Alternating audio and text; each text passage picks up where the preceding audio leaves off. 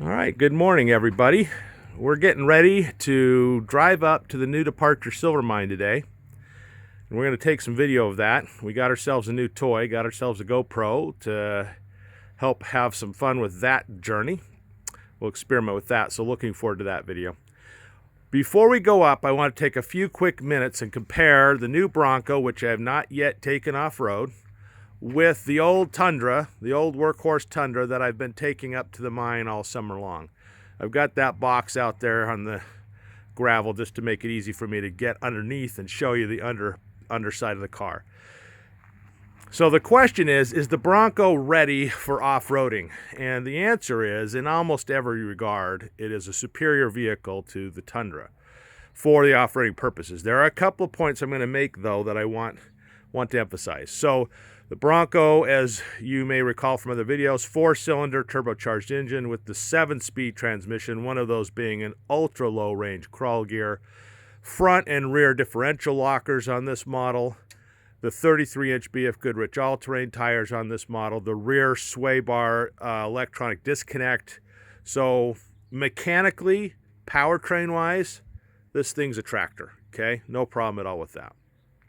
Over here with the 2011 Toyota Tundra, base model, base four-wheel drive, do have the same BF Goodriches, but they're 31-inch tires. But there are a couple of issues about my time going up and down this trail in that truck that I need to adapt to in my head to go up in this truck.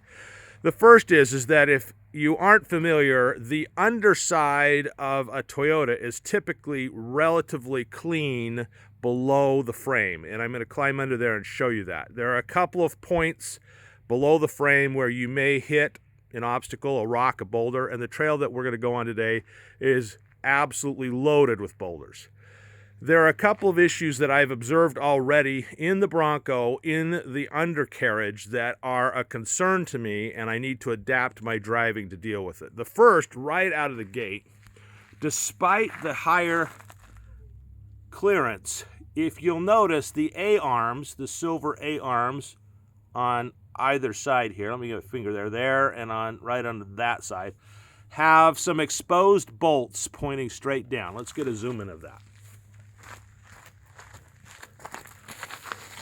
Okay, now that's a concern if you have placed your tire on a boulder and you are on the edge and you slip off to the outside of the boulder and you slide up and hit the A-arm.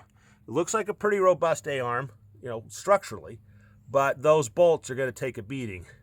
I don't know what they obviously connect to the mount for the shock absorber. Appears to be what their purpose is.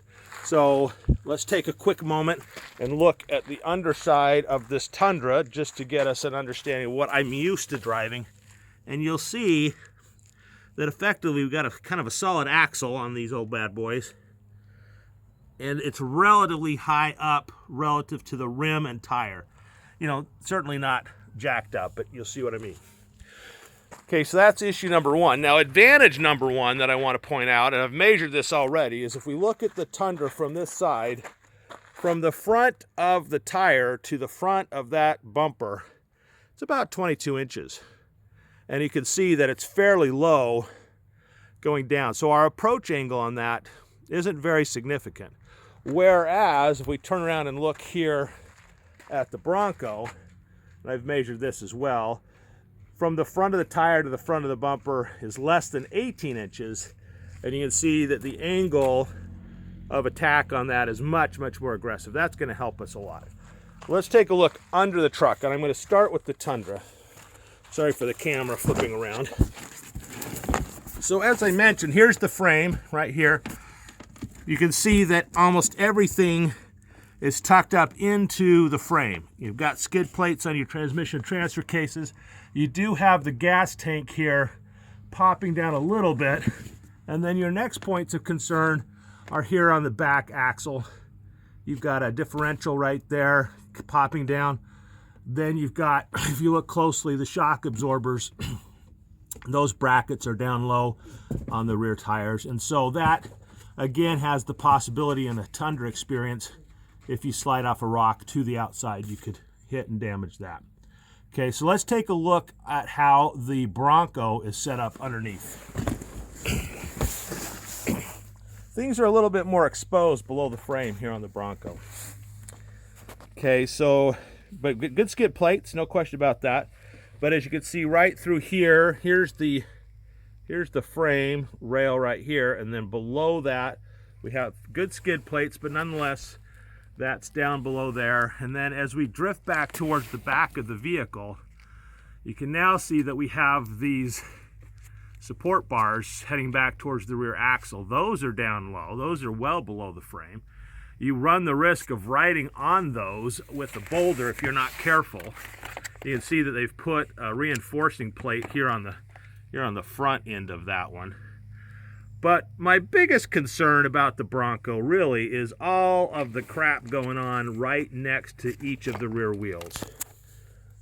Let's just get a focus in on that. With the shock absorber mount coming down really pretty low back there. But I'm going to hop off here and go to the back and show you guys. Sorry again for the shaky camera. Let's show you guys how much stuff is going on here on the back side of those, on the inside of those wheels.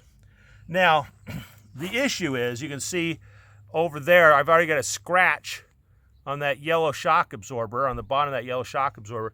Those points are weak points in off-roading on a bouldery, rocky trail like we're going to go on today. Knowing that and understanding that will help me place my wheels as we drive through the boulder fields. But let me just give you one final comparison, again, to the vehicle I've been used to driving, this Tundra. And you can see that there's a lot less happening around each of those back wheels. So, summation of this video. The Bronco is an extremely capable off-road vehicle mechanically. Drivetrain is perfectly matched for doing this project, but there are some points of concern in the undercarriage that should be taken into account when you drive on that kind of a trail. We're going to go there today. We're going to have some video of that later on.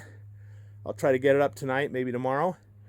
But as you prepare to take your Bronco out off-roading for the first time, do take a minute to familiarize yourself with how the undercarriage works so that you can place your wheels where you need them as you go over obstacles.